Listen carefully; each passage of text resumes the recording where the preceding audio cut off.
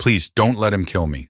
Those were the words my daughter whispered into the phone the night everything finally broke apart. I can still hear the sound behind her voice. Glass shattering, a man screaming, and fear, real fear, the kind no father ever forgets.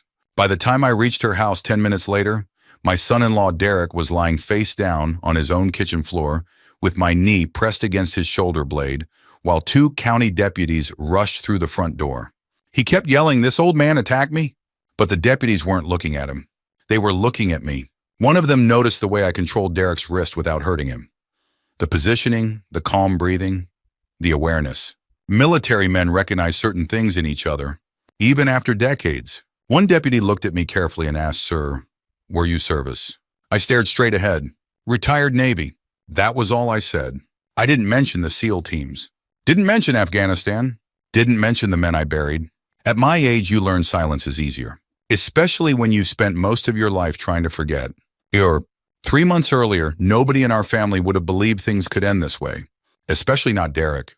Derek Coleman was 39 years old. Tall, expensive haircut, white teeth, loud opinions about everything.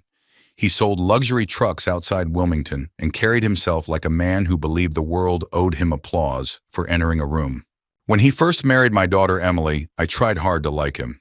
Truth is, I wanted to like him. After my wife Carol died from breast cancer 12 years ago, Emily was all I had left. So when she brought Derek home, smiling like a teenager again, I ignored a lot of things that bothered me. The bragging, the drinking, the way he interrupted her constantly, the way she laughed nervously whenever he teased her. I told myself all young couples had rough edges. Maybe that was my first mistake. I'm Walter Hayes, 68 years old, retired, widower, living in a small coastal town in North Carolina where everybody fishes, everybody attends church on Sunday, and everybody pretends family problems stop at the front porch. Most folks around town know me as the quiet old man with the pickup truck and the Labrador retriever named Duke. They see me buying tomatoes at the farmer's market. They see me fixing lawnmowers for neighbors. They see me sitting alone at the diner every Thursday morning drinking black coffee. That's all they see. And honestly, I preferred it that way. I spent 26 years inside Naval Special Warfare. By the time I retired, I'd had enough noise, enough funerals, enough adrenaline to last several lifetimes. Peace became precious. Or at least I thought I had peace. The first time I noticed something truly wrong with Emily's marriage was at Thanksgiving 2 years earlier. Emily had always loved cooking with her mother when she was young. Sweet potato casserole, homemade rolls, pecan pie. Carol taught her everything. That Thanksgiving, Emily accidentally overcooked the turkey a little. Nothing dramatic. Little dry, that's all. Derek carved one slice, smirked, and said loudly, "Well, good thing you're pretty Em, because you sure aren't winning Top Chef." Everybody chuckled awkwardly. Emily laughed too. But I noticed something. Her shoulders tightened immediately, like she'd been hit before the joke even landed. Years in the teams teach you to watch tiny reactions. Tiny reactions tell the truth. I started paying closer attention after that.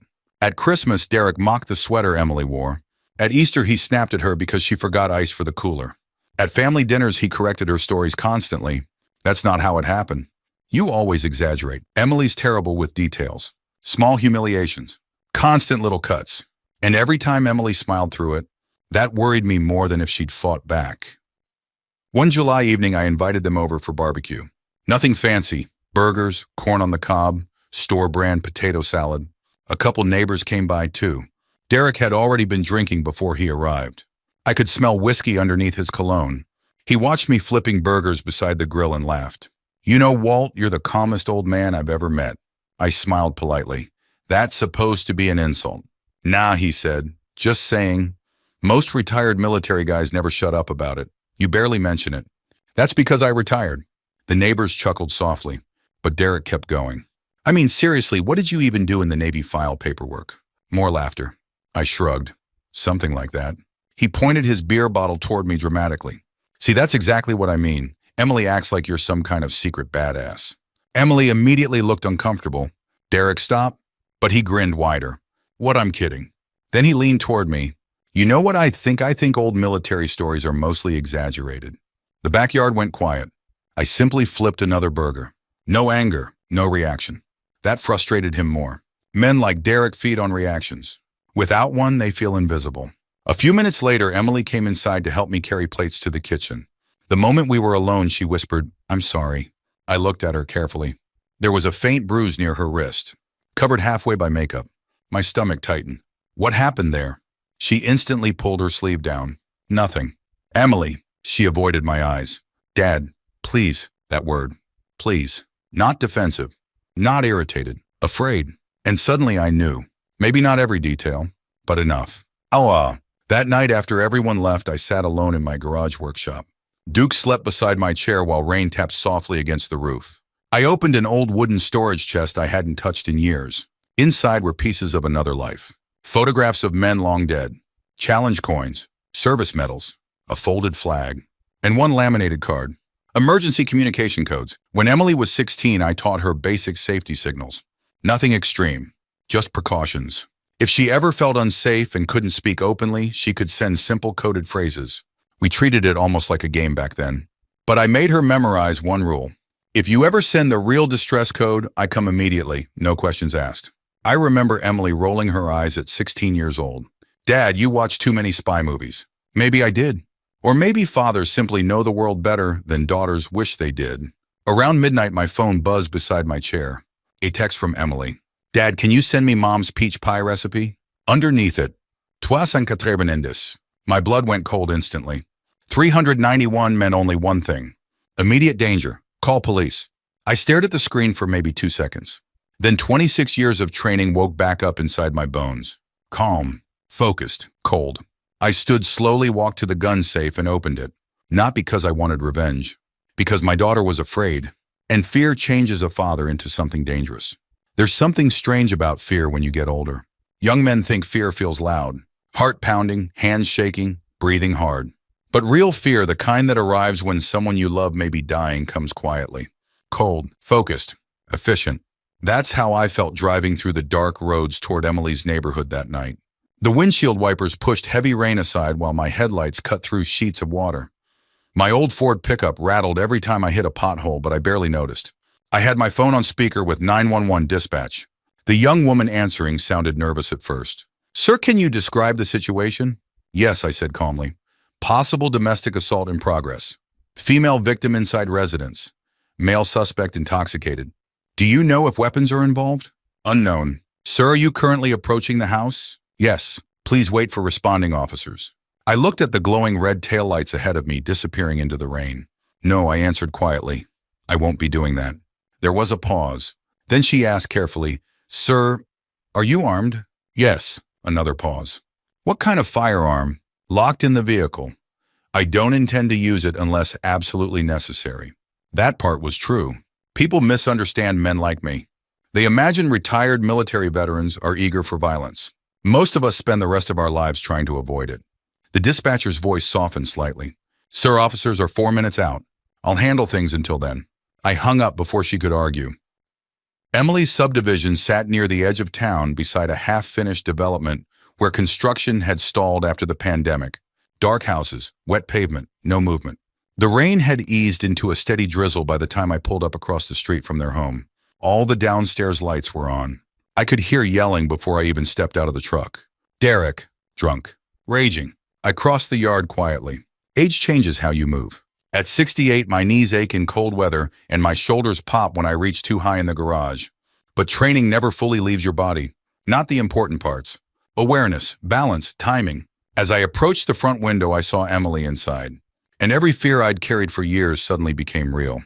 She was backed against the kitchen counter crying. One side of her lip was bleeding. Derek stood inches from her face screaming while shattered glass covered the floor around them. He grabbed her wrist hard enough to make her stumble. Something inside me became perfectly still, not angry. That surprises people when I tell this story. I wasn't angry yet. Anger is emotional. This was different. This was protective, like watching a wolf near a child. I moved toward the side gate leading to the backyard. The patio door wasn't fully closed. Rainwater blew softly through the opening curtains. Inside, Derek kept shouting, "You think your daddy's gonna save you?" Emily tried pulling away. "Please stop." Then he shoved her shoulder. Not hard enough to knock her down, hard enough to terrify her. That was enough for me. I entered silently. No dramatic entrance, no yelling, no threats. The old hardwood floor barely creaked under my boots. Derek didn't notice me until Emily looked past him suddenly. Her eyes widened. Dad. Derek turned around laughing, and for one unbelievable moment he actually smiled at me. Look who's here, he slurred. Captain America. I kept walking calmly toward him. Step away from her, he scoffed. Or what? I repeated myself. Step away from my daughter. Emily's breathing sounded shallow and panicked. Derek spread his arms dramatically. Oh no, the old man's serious. Then he pointed at me. You know what your problem is, Walt. Everybody treats you like some wise old veteran, but you're just another retired nobody hiding in a garage. I didn't answer. People always expect violence to announce itself loudly. Real danger rarely does. Derek took 2 aggressive steps toward me. Bad decision. The moment his right shoulder dipped forward, instinct took over. One movement. That's all it was. Fast enough he never understood what happened. I redirected his arm, rotated behind him, and drove him face first into the kitchen floor before he could swing properly. His beer breath exploded into a curse. What the hell? I pinned his wrist behind his back carefully but firmly. Not enough to break it. Enough to control him completely. Derek thrashed beneath me in shock. How did you— Stop resisting, I said calmly. Emily stood frozen near the counter, crying into her hands. Derek tried bucking upward again. I adjusted pressure slightly. He gasped instantly. Pain compliance. Precise, controlled, temporary. Old skills. You're hurting me, he yelled. You're not hurt, I answered. You're restrained. That made him even angrier. He spat curses at me while struggling harder. Honestly, the whole thing lasted maybe 30 seconds before police lights flashed across the living room windows. 2 deputies rushed through the front door, weapons drawn. Sheriff's Department. I immediately released one hand and raised it slightly. Victim secure. Suspect restrained. Both deputies froze for half a second. One younger officer aimed at Derek while the older deputy stared at me closely. You could almost see the recognition happening in his brain. Not recognition of my face. Recognition of behavior. Calm breathing. Situational awareness. Controlled restraint. Military. The older deputy approached carefully. Sir, can you stand up slowly for me? I nodded once and rose carefully off Derek. The moment pressure lifted, Derek rolled over screaming dramatically. This psycho attacked me. The deputy ignored him completely. Instead, he looked toward Emily. Ma'am, are you injured? Emily's lip trembled. Yes. That single word changed the entire room. The younger deputy immediately handcuffed Derek while reading his rights over Derek's furious shouting. This is bullshit. You can't arrest me. He attacked me first. Nobody listened. Emily suddenly collapsed into tears against the kitchen counter. Real breakdown tears, years of fear pouring out all at once. I grabbed the blanket hanging over the nearby chair and wrapped it gently around her shoulders, the same way I used to after thunderstorms when she was little. It's okay, I whispered.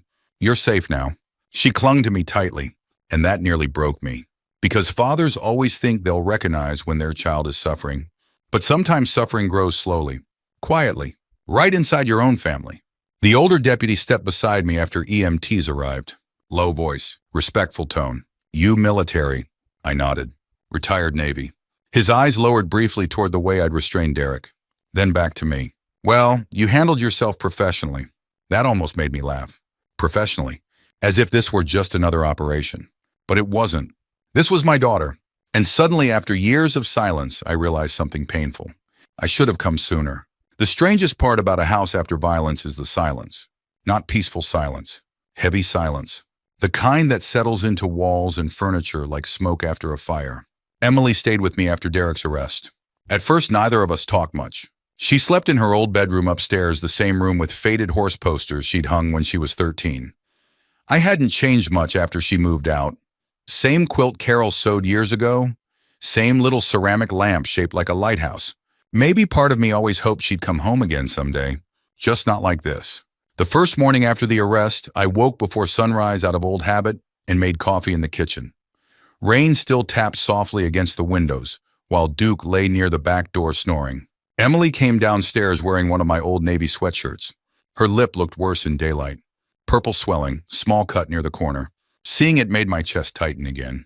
She avoided my eyes while pouring coffee. Sorry, she whispered. I frowned slightly. For what? For all this. That answer told me everything I needed to know about how long she'd been emotionally trapped. Victims apologize for surviving. I pulled out a chair slowly and sat down across from her. You don't owe me an apology, sweetheart. Tears immediately filled her eyes. She looked away fast. I should have left him earlier. I took a long breath before answering. Maybe. Her shoulders sank lower. But fear makes people stay in bad places longer than they should. For several seconds, neither of us spoke. Then finally she whispered something that shattered me. I didn't want you to think I failed. God, at 68 years old, after war and funerals and everything else, life throws at a man certain sentences still know how to cut straight through your ribs. I stared at my coffee quietly. Because the truth was, part of that was my fault. I wasn't an easy father after Carol died. That's the part older men sometimes avoid admitting. We grew up in generations where grief was treated like weakness. Men worked through pain, stayed quiet, kept moving. So that's what I did after cancer took my wife. I kept busy, fixed engines, cleaned gutters, mowed lawns twice a week, anything to avoid sitting still long enough to feel lonely. Emily was 24 then, young, heartbroken, still needing her father. But emotionally, I disappeared into myself. Not cruelly, just quietly. And children, even adult children, notice emotional distance more than we realize. One afternoon, a few days later, Emily finally started talking openly, really talking. We sat on the back porch watching rain drift across the marsh behind my property, while Duke chased squirrels through wet grass. Emily wrapped both hands around a mug of tea. He wasn't always like this, she said softly. I stayed quiet. At first, Derek was charming, funny, protective. That's usually how it starts, I answered. She nodded slowly. After we got married, little things changed. Like what? She stared out toward the trees. He started criticizing my friends. Pause. Then my clothes. Another pause. Then how I talked. I listened carefully without interrupting. That's something age teaches you too. Sometimes people don't need solutions immediately. They need space to finally tell the truth. Emily continued quietly. If dinner wasn't ready on time, he'd get irritated. If I disagreed with him in public, he'd punish me afterward. What kind of punishment? She swallowed hard. Silent treatment at first, then her voice became smaller, then yelling.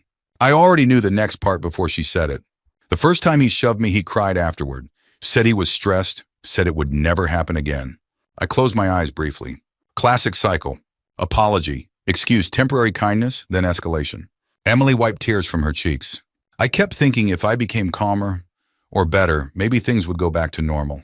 That's not how men like Derek work. I know that now.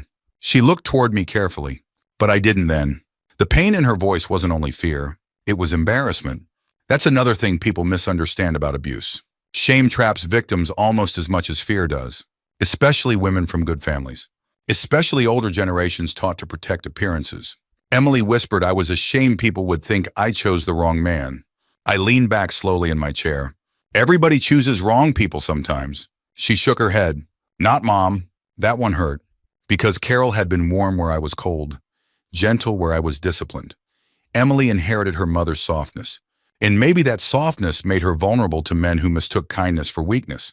A few days later, Detective Sarah Bennett visited the house. Mid-40s, straightforward, no nonsense. She sat at my kitchen table flipping through paperwork while Emily nervously twisted tissues in her lap. We searched Derek's phone and laptop, Detective Bennett explained. There's evidence supporting ongoing domestic abuse. Emily looked down. Then quietly she said there's more. The detective raised an eyebrow. Emily reached into her purse and pulled out an old flash drive. I started recording arguments months ago. The room went silent. Detective Bennett carefully plugged the drive into her laptop. The first recording lasted only 40 seconds. But 40 seconds was enough. Derek screaming, objects breaking, Emily crying. Then one sentence from Derek made my blood freeze cold. If your father ever interferes, I'll make sure he regrets it. The detective removed the headphones slowly. Well, she said quietly, that's going to help your case. Emily looked ashamed again. I know recording him was wrong. Detective Bennett immediately shook her head. No, honey, surviving isn't wrong. That sentence visibly affected Emily. Sometimes victims need permission to stop blaming themselves. Was sure. That evening after the detective left, I went into the garage alone. I sat at my old workbench staring at nothing for a long time. Combat memories came back more often after the arrest. Funny how trauma works. You spend decades locking doors inside your mind, then one emotional shock swings them all open again. I remembered young Marines bleeding overseas. Remembered notifying parents their sons weren't coming home. Remembered all the times I stayed emotionally detached because soldiers survived by compartmentalizing pain. Maybe I'd done the same thing as a father. Compartmentalized too much. Later that night, Emily found me sitting there in darkness. She stepped beside my chair quietly. Can't sleep either, she asked. I shook my head. For a minute, we just listened to rain hitting the garage roof. Then she surprised me. Dad, were you scared overseas? Nobody had asked me that in years. I gave a small, tired smile. All the time. She looked genuinely shocked. But you were Navy SEALs. Fear doesn't disappear because of training, I answered. What matters is what you do while afraid. Emily stared downward thoughtfully. Then she whispered, I was afraid every day with Derek. I reached over slowly and squeezed her hand. You don't have to live afraid anymore. And for the first time since she was a little girl, my daughter leaned against my shoulder and cried herself to sleep. I never expected to wear my dress uniform again. Not at my age. Not after everything. The last time I'd worn it was at Carol's funeral 12 years earlier. Even then, I only wore the jacket because she loved seeing me in uniform. Said it reminded her that underneath all my quietness, there was still a man who once carried himself proudly. After she died, I packed the uniform away in the attic and figured it would stay there until I died too. But life has a strange way of reopening old closets, especially when family is involved. Derek's preliminary hearing happened in late October. Gray skies, cold rain, one of those damp Carolina mornings that settles into your joints. Emily sat beside me outside the courtroom clutching a paper cup of coffee with both hands. She looked healthier than she had in years, but still fragile in certain moments. Healing isn't dramatic. It's slow. Some mornings she smiled. Other mornings she barely left the guest room. Trauma comes in waves. I'd learned that overseas long ago. Inside the courtroom, Derek looked smaller than I remembered. Not physically, spiritually. Funny how confidence disappears once consequences finally arrive. His expensive suits were gone. His hair looked unwashed. Dark circles hung under his eyes from weeks in county lockup. But the bitterness remained. The moment he saw me beside Emily, his jaw tightened hard. His parents sat behind him looking exhausted and embarrassed. I actually felt sorry for them. No parent raises a child hoping he'll become cruel. At least I don't think they do. Derek's attorney stood and immediately began painting him as the victim. That's common in domestic violence cases, especially when the abuser comes from money. The lawyer described Derek as a stressed husband, a successful provider, a man struggling emotionally. Then he shifted toward me, and Mr. Walter Hayes, he continued dramatically used excessive force while acting outside the law. I stayed perfectly still. The prosecutor looked bored already, because evidence doesn't care about performance. The state presented Emily's injuries, police photographs, audio recordings, medical reports, witness statements from neighbors. Then came the body cam footage. The courtroom watched silently as the deputies entered the kitchen that night. There I was on screen, calm, controlled, restraining Derek without striking him. No screaming, no rage, just containment. One deputy's body cam captured Derek shouting drunken threats while Emily cried against the counter with blood on her lip. The defense attorney's argument weakened immediately after that. But Derek still wasn't finished humiliating himself. When he took the stand, he blamed everyone except himself. The alcohol, stress, marriage problems, Emily being too emotional. Then he looked directly toward me and sneered. He brainwashed her against me. That sentence finally caused something inside Emily to harden. I felt it beside me. She stood before the prosecutor even asked, voice shaking at first, then growing steadier. No, she said quietly. The courtroom turned toward her. My father didn't brainwash me. She took a long breath. He saved my life. Absolute silence followed. Emily described years of emotional abuse in painful detail. The insults, isolation, fear, walking on eggshells every single day. Several jurors looked visibly emotional. One older woman wiped tears from her eyes. Then Emily said something that nearly broke me again. I stopped recognizing myself during that marriage. God, that sentence hit harder than any combat memory ever had. Because war wounds soldiers. But abuse erases people slowly while they're still alive. Shush. During a recess, the prosecutor approached me near the hallway vending machines. You were special warfare, weren't you? I gave a small nod. How could you tell? She smiled faintly. My brother was Marine Recon. I almost laughed. Military people always recognize each other eventually. She hesitated before speaking again. Your restraint that night probably saved your daughter's case. What do you mean? If you'd lost your temper and beaten him badly, the defense would have shifted focus onto you. I nodded quietly. She was right. Revenge feels satisfying for a moment. Control protects people longer. That lesson took me decades to fully understand. The final sentencing hearing happened 6 weeks later. Emily almost didn't attend, but eventually she decided she needed closure. That morning, I climbed into the attic and opened the old garment bag holding my Navy dress uniform.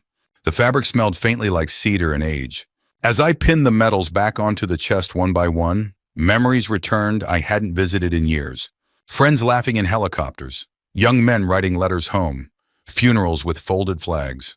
I stared at my silver star for a long moment before attaching it carefully. Truthfully, I never liked medals much. Metal can't bring people back. Still, they matter to civilians.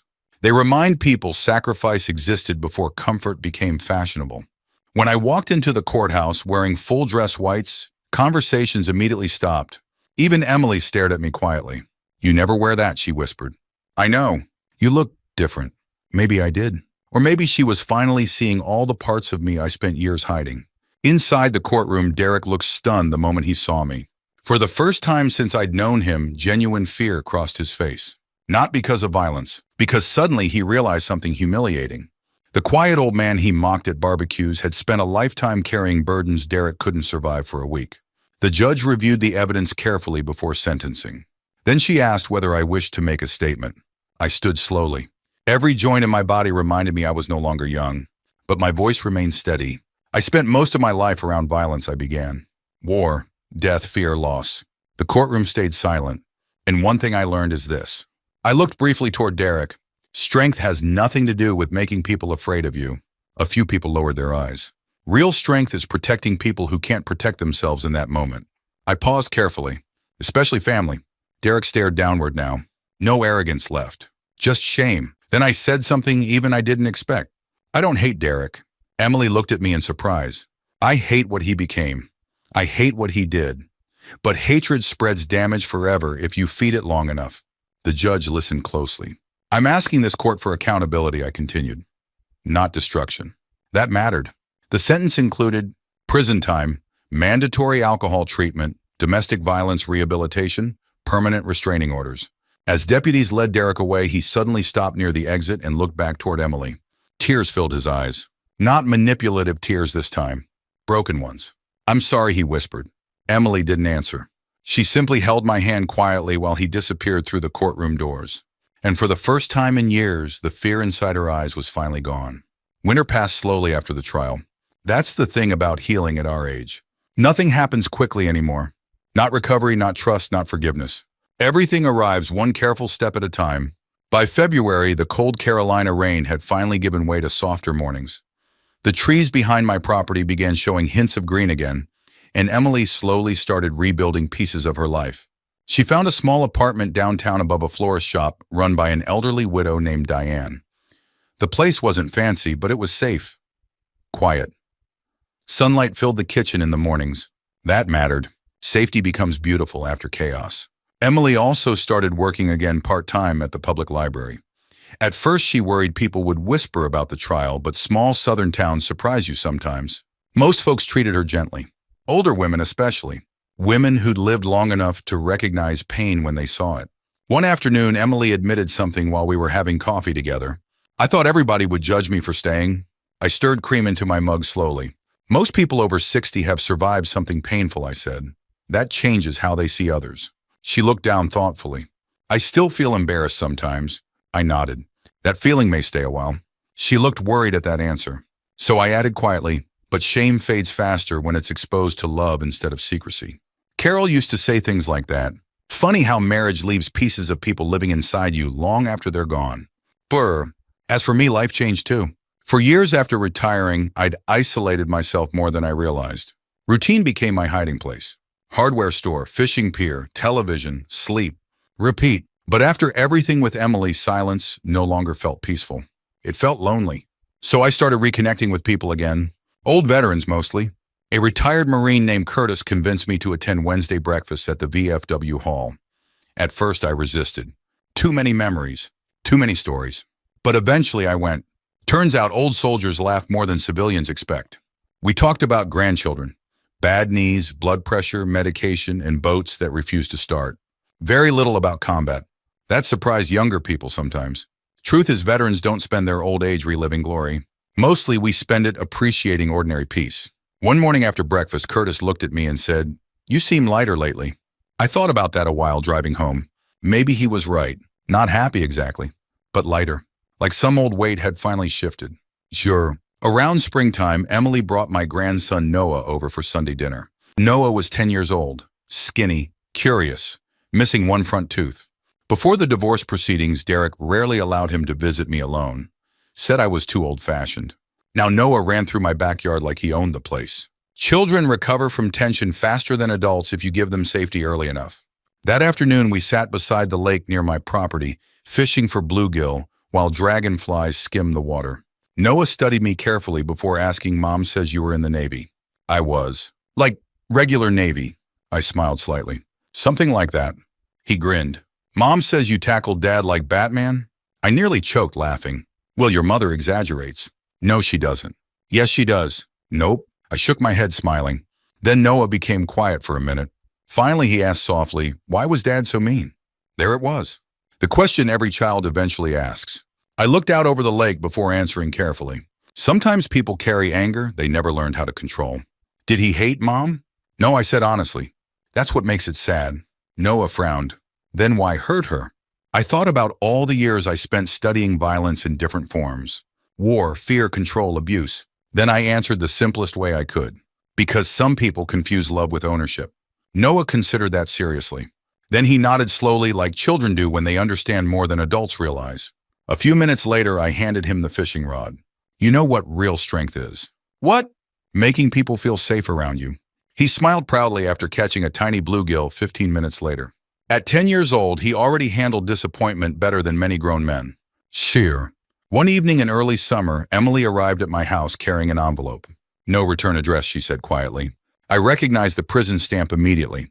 "Derek." She sat beside me at the kitchen table while I opened it carefully. The letter was handwritten. Messy. No excuses, no self-pity. Just honesty. Derek admitted things I never expected him to admit.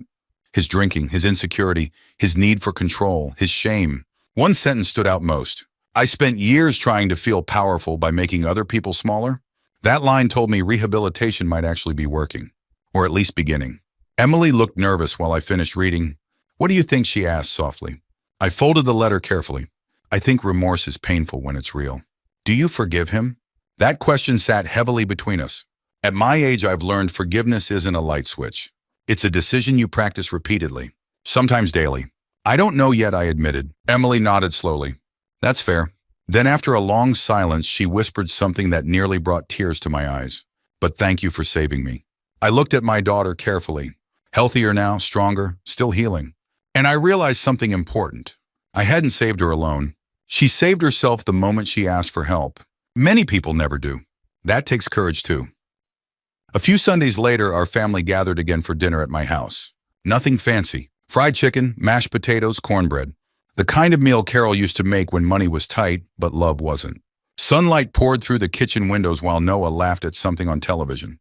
Emily looked peaceful for the first time in years. Real peace. Not forced smiling. Not survival mode. Peace. And sitting there at that old wooden table, listening to dishes clatter and family voices fill the house again, I finally understood something that took me nearly 7 decades to learn. When I was young, I thought strength meant winning fights. Then war taught me strength meant surviving pain. But getting older taught me the truth. Strength is answering the phone when somebody is afraid. Strength is staying calm when anger would feel easier. Strength is protecting people without losing your humanity in the process. And sometimes, strength is allowing yourself to heal too. If this story meant something to you tonight, if you've ever loved someone through pain, protected your family, or learned hard lessons later in life, I hope you'll share it with someone who may need to hear it. And remember, no matter your age, it is never too late to choose kindness over control, peace over pride, and love over fear.